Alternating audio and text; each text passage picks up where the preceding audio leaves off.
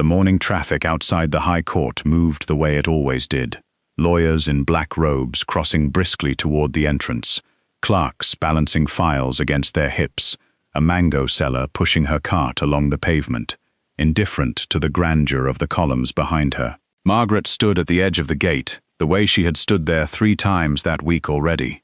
She did not shout, she did not beg loudly, she simply stood, her head wrap slightly crooked from the walk, her hands folded in front of her old wrapper, watching the entrance the way a person watches a door they are waiting to be let through. A constable noticed her first. "Madam, you cannot stand here," he said, not unkindly, but firmly, the way a man speaks to someone he has already spoken to before. "This is the front of a high court." "I am not doing anything," Margaret said. "My son works inside." The constable's face changed slightly. Not quite disbelief, not quite pity. "Which son?" She lifted her chin, and for a moment there was something almost proud in it. "Justice Samuel Okonji." A female sergeant, standing nearby, turned at the name, her expression hardening. She crossed to where Margaret stood and took her arm, not violently, but with the flat, practiced grip of someone used to moving people along. "Madam, if you say that name again outside this gate, I will not ask you nicely a second time." "I have said it before," Margaret answered quietly. "It has always been true before." "That is exactly the problem," the sergeant said. "You have been here before." It was then that the car doors opened, 2 of them in quick succession, and a man in a long black robe stepped out, adjusting his wig with the unhurried calm of someone late for nothing. He did not look at Margaret. He addressed the officers instead, his voice even, almost bored. "Constable, handle this quickly. The engagement photographers are already inside." For a moment, Margaret said nothing at all. Then something in her seemed to give way, and the word came out of her not as an accusation, but as a plea. "Samuel." He still did not turn to face her. "Take her to the station. Loitering. Process it as loitering." The sergeant's grip tightened. Margaret's composure broke all at once. She reached toward him, one arm outstretched across the small distance between them, as though a single touch might undo what his mouth had just done. "Samuel, it's me. Just look at me. One time." Somewhere in the gathering crowd, a phone was already recording. He did not look back. The officers began walking her toward the van, her sandals scraping against the pavement, her cry thinning into the noise of the street. And behind her, the High Court doors closed, indifferent, the way doors always are to the people left outside them.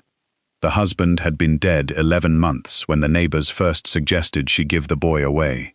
Margaret was 23 then, though grief had already begun carving years into her face that hadn't arrived yet by count.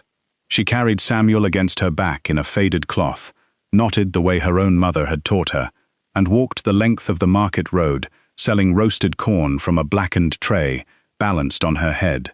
The smoke followed her everywhere, in her hair, her wrapper, the creases of her palms, until she stopped noticing it, the way a person stops noticing their own heartbeat. "Give him to my sister, in Onitsha," Mama Iabo told her one morning, not unkindly. "She has no child. She will raise him well. You are young. You can start again." "He is not something to be handed across a fence," Margaret said, turning a cob over the coals.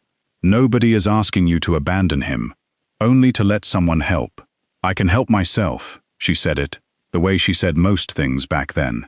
Flatly, without heat, because heat cost energy she didn't have to spare. The corn business folded within the year. The smoke had begun affecting Samuel's small chest, and the coals were expensive besides, so she moved to water instead. Sachets stacked in a basin, the plastic squeaking against itself as she walked, her feet slapping the dust of roads that never seemed to cool, even after sunset. By the time Samuel could sit upright and grip the edge of her wrapper with his own small fingers, Margaret had sold water, then second-hand clothes, then whatever came through her hands that could be turned into a few coins by evening. She learned the particular ache of carrying a sleeping child through heat that pressed on her shoulders like a second weight, learned to nurse him standing, to quiet him with a hum instead of stopping to sit, because stopping meant losing a customer to someone faster. "Send him to learn a trade," a cousin advised. "Mechanic work, carpentry, something with his hands. School is for people with money to waste." "He will go to school," Margaret said. "With what money?"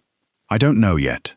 She said it plainly, the way she said everything that frightened her, as a fact rather than a fear, because fear left room for people to talk her out of things. At night, with Samuel asleep against her chest and the tin roof ticking as it cooled, she counted coins by candlelight and multiplied nothing into enough, over and over, until the number in her head matched the number a school registration would one day require. She did not yet know how far short even that would fall. The uniform cost more than Margaret had expected, and the shortfall sat in her stomach like a stone she couldn't swallow past. She had counted everything twice: the water money, the little she'd saved from selling second-hand wrappers at the Saturday market, even the coins Samuel had found in the gutter and proudly handed over, certain they were treasure. It still wasn't enough. Registration was in 4 days. The headmistress had already warned her that late enrollment meant losing the spot to another child whose mother had paid on time. She thought of every door she could knock on and found each one already owing her nothing, because she had never let herself be owed anything either. That was the trouble with a life built on quiet pride. When it finally failed her, there was no one left to ask. So on a Sunday morning, with Samuel dressed in his one clean shirt and left with a neighbor, Margaret walked to the white-painted church 3 streets from her stall and stood outside its gate before the first service let out. She had never done this before. Her hands did not know how to hold themselves for it, whether to cup them or fold them or simply stand with her palms open like a woman waiting for rain. In the end, she chose stillness, her back straight, her eyes lowered just enough to seem humble without seeming broken, because some part of her refused to look broken even now.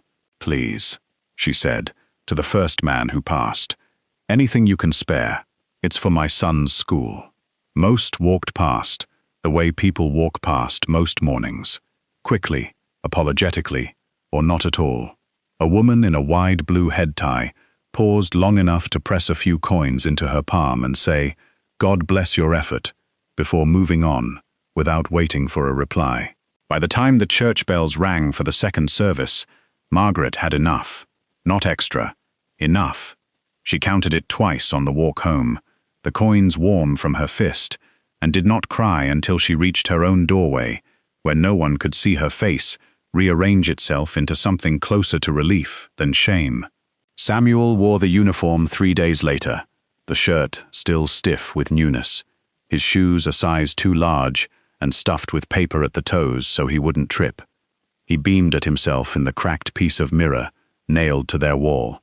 "Mama, where did you get the money?" "I saved it," Margaret said, smoothing his collar flat. Small, over time. It was not quite a lie. It simply wasn't the whole truth, and she decided then, quietly, without ceremony, that some truths were hers alone to carry, the way she carried water, the way she carried him, without complaint and without an audience. She sent him off toward the school gate, watching until his small shape disappeared into the crowd of other children, and told herself the first lie was the hardest one. It was not. By the time Samuel turned 16, he had a voice that made strangers stop and listen, a fact that startled Margaret the first time she witnessed it for herself. It happened at the secondary school's open day, in a courtyard crowded with plastic chairs and proud parents fanning themselves against the heat. Samuel stood before the assembly, representing his class, in a debate about whether the government owed its citizens more than promises. Margaret understood perhaps 1 word in 5 of what he said. The sentences were too polished, too deliberately built, but she understood the silence that fell over the crowd while he spoke, and she understood the applause that followed it even better. "He speaks like the men on the radio," the woman beside her whispered. "The lawyer ones." Margaret said nothing. She only watched her son's hands move as he made his final point, steady and certain. and felt something shift quietly inside her chest. Not quite pride, not yet. Recognition, maybe. The first sign that all the small coins and swallowed humiliations had been building towards something with a shape. Samuel came home that evening, still glowing from it, papers tucked under his arm, talking faster than she'd heard him talk in months. "Mr. Adeyemi says I could study law," he told her, setting his books on the table. "He says universities look for students like me, but the entrance forms alone cost money we don't have." "Mama, I already checked." "How much?" he told her, and watched her face carefully as he said it, the way he always did now, old enough to read the numbers behind her expressions, even when she tried to keep them still. "We will find it," Margaret said. "Mama, it's too much this time. I said we will find it." That night, after Samuel had gone to sleep, Margaret opened the small wooden box where she kept the few things that had survived every hardship before this one. A photograph, a folded certificate, and a single gold earring that had belonged to her own mother. The only piece of jewelry Margaret had ever owned, and never once considered selling, not even during the year the roof leaked, and the year the fever took hold of Samuel for 11 frightening days. She turned it over in her palm under the candlelight, feeling its familiar weight, and thought of her mother's ears, and her mother's voice, and the particular ache of letting go of the last physical thing tying her to a woman she could barely remember. By morning, the earring was gone, and the entrance fee was paid in full. Samuel noticed the empty space at her earlobe within days, though it took him 3 attempts to ask about it directly, and when he finally did, Margaret only touched her ear and said, it was time for something new. She did not tell him what the earring had bought him. Some debts, she had decided long ago, were better carried in silence than spoken aloud, though she could not yet know how much heavier that particular silence would grow before he ever learned the truth of it. The invitation had said cocktail attire, and Margaret had no way of knowing what that meant, so she wore the one good wrapper she owned, the same one she'd had pressed for Samuel's swearing in, and walked the last stretch to the senator's residence because she couldn't afford the fare the whole way. She had heard about the dinner from a neighbor's daughter who cleaned for one of the household staff, and something in her, some old, stubborn hope that refused to stay buried, decided that if her son was being celebrated somewhere, she ought to be there to see it, invitation or not. The gate guard nearly turned her away before she said his name. "I'm his mother," she told him, and something in her voice must have carried enough certainty, because he let her through, with a doubtful glance that followed her all the way up the drive. Inside, the compound glittered, string lights strung between flowering trees, waiters moving between clusters of guests with trays balanced like offerings, laughter rising and falling in a rhythm Margaret didn't recognize. She found Samuel near the center of it, in a dark suit that fit him the way his childhood uniform never had, standing beside a young woman in a gown the color of wine, her hand resting lightly on his arm. "Samuel." He turned, and whatever crossed his face in that first second was gone before anyone else could read it, replaced quickly by something practiced, something smooth. "Mama," he said, low, already moving toward her, already steering her by the elbow, toward the edge of the gathering, away from the light. "What are you doing here? I wanted to see you. I heard you would be here tonight." "This isn't the place, Mama. This is Senator Adeboy's home. I only want to say hello. You can't just arrive at these things." His voice had dropped further, urgent now, his eyes flicking past her shoulder to where the woman in wine-colored silk stood watching, curious, unintroduced. "People here. They don't understand. It's complicated."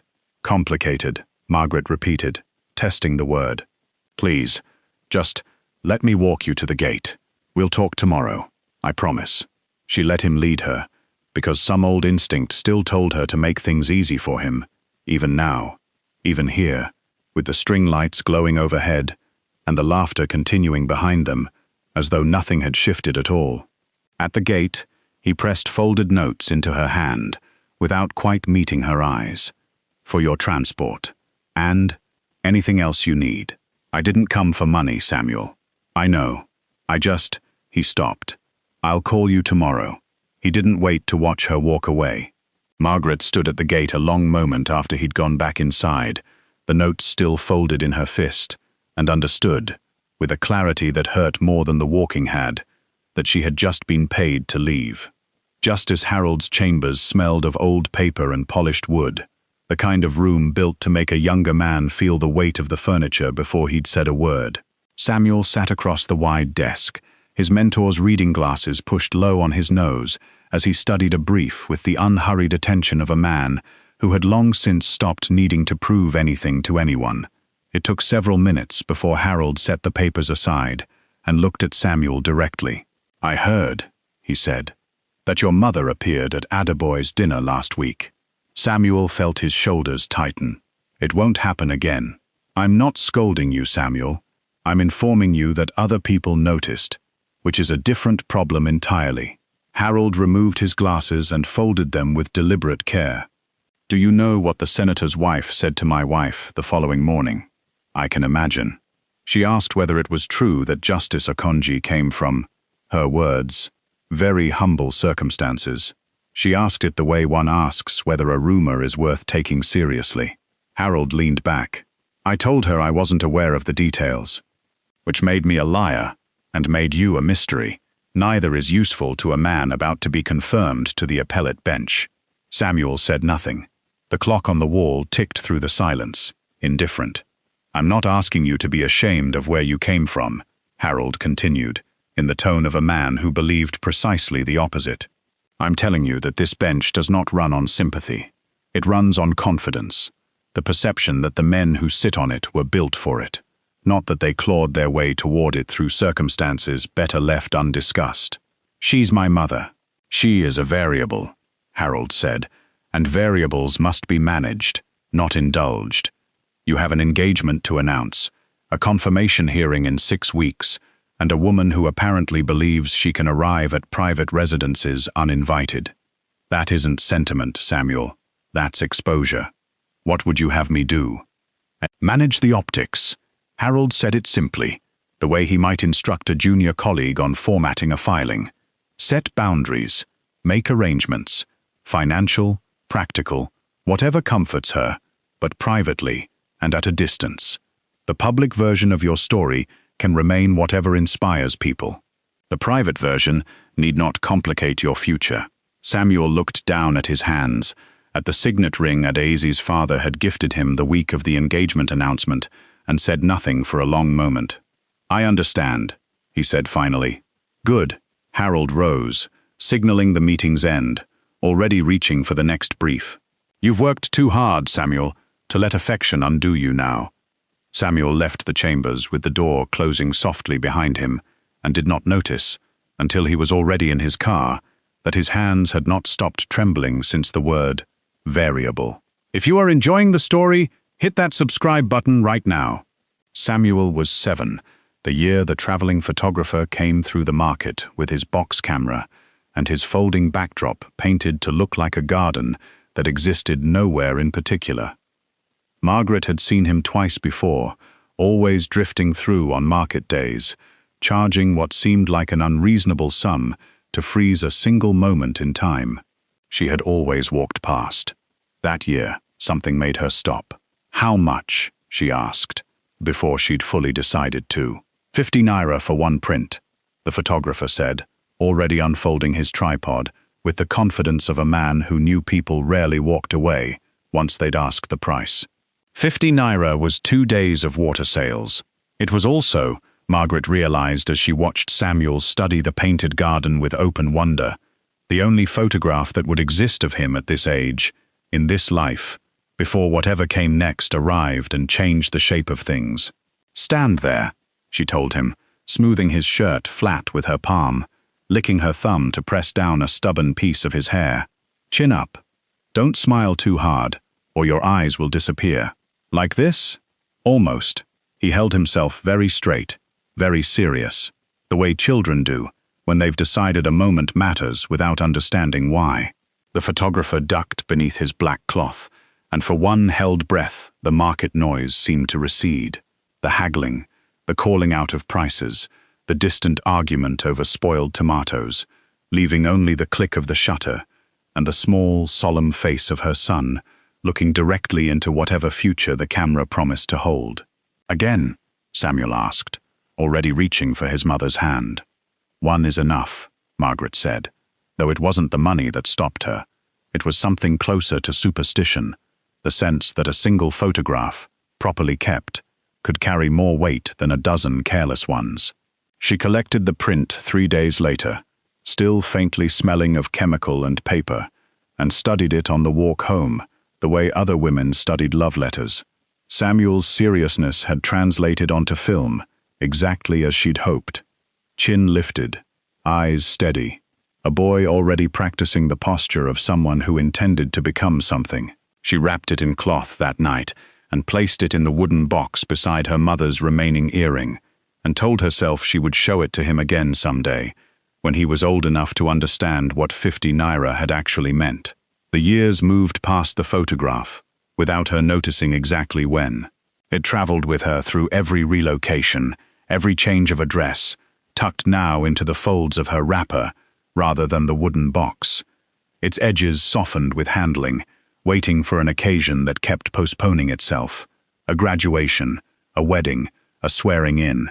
Each one arriving and passing, without the right moment ever quite presenting itself. She was still waiting for it, folded against her hip, on the morning she walked toward the High Court gates one final time.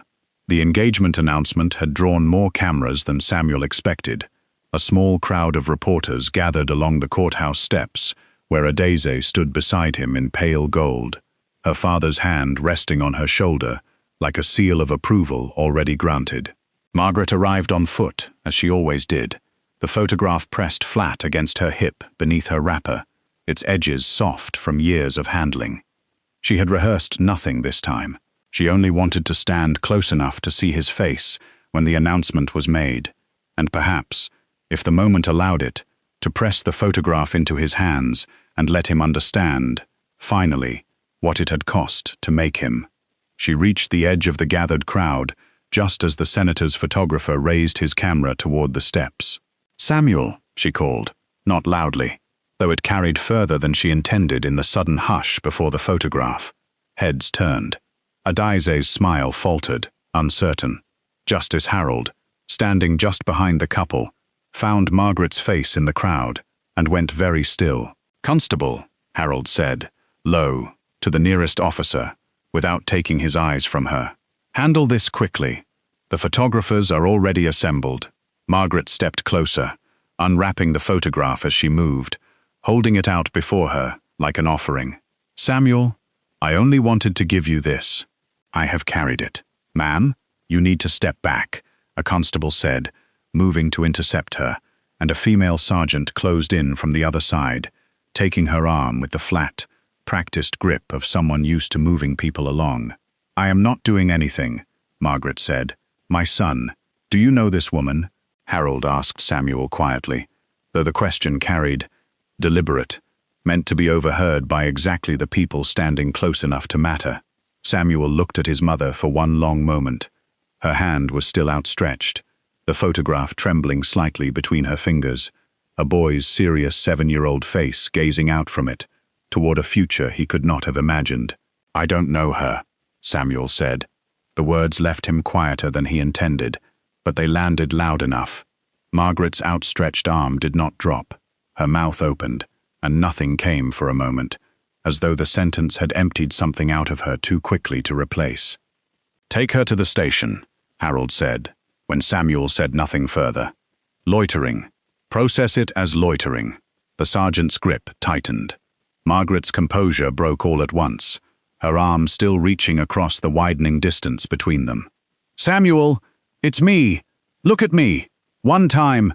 Somewhere in the gathered crowd, a phone was already recording, and Adeze's fingers had gone still against her father's sleeve, her eyes moving between the woman and the man beside her, with the dawning arithmetic of someone assembling a question she was not yet ready to ask aloud. The photograph slipped from Margaret's hand as the officers turned her toward the van, and fell face up against the courthouse steps, forgotten by everyone except the person who would find it. David almost missed it entirely, a small rectangle of paper caught against the courthouse steps, kicked half beneath a planter by the shuffling of departing feet. He only noticed it because he'd stayed behind to collect the senator's discarded event programs, a task beneath his position that he performed anyway, out of the quiet habit of a man who'd once had nothing and still flinched at waste. He picked it up without much thought and turned it over. A boy's face looked back at him, solemn, chin lifted, standing before a painted garden backdrop that belonged to another decade entirely. Something about the setting tugged at David before the recognition fully arrived. The particular fold of the backdrop, the type of stool the boy stood beside. He had seen photographs like this before, taken by the same traveling photographer who used to work the market near his childhood home. He was still holding it, frowning, when the arrest made its way through the courthouse gossip an hour later. A woman detained for loitering outside the engagement announcement, claiming falsely, apparently, to be Justice Okonji's mother. David's stomach turned over slowly. He had grown up 2 streets from a woman named Margaret, who had sold water and second-hand wrappers when he was a boy, small enough to remember her voice better than her face. He remembered his own mother saying, more than once, that woman raised a son alone and never once complained where anyone could hear her.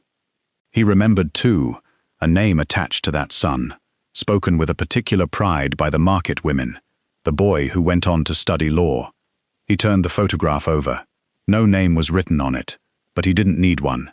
David found the holding record within the hour, and the woman's name confirmed what he already suspected. He requested to see her, and the desk officer, recognizing him as clerk to the arraigning judge, let him through without much resistance. Margaret sat very still on the holding bench, her hands folded, her wrapper slightly torn at the shoulder from the earlier struggle.